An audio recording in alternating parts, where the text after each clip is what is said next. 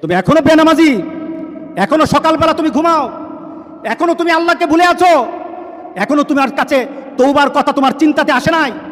তুমি অনেক কিছু হতে পারো, তুমি মুসলমানের কাতারে থাকবা না।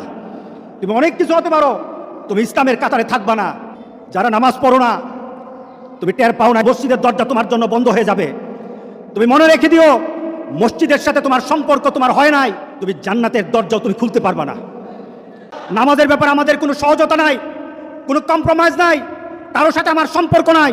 নামাজ আছে তো সম্পর্ক আছে, নামাজ নাই আল্লাহর সাথে তার সম্পর্ক নাই, আমার সাথে তার কোনো সম্পর্ক নাই। আপনি ঘোষণা দেন, পরিবেশ সুন্দর হয়ে যাবে, তওবা কবুল হবে, আল্লাহ আমাদেরকে রক্ষা করবেন, আল্লাহ আমাদেরকে রক্ষা করবেন ইনশাআল্লাহ।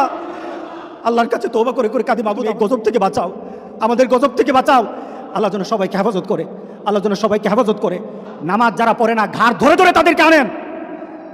কেন নামাজ পড়বা না?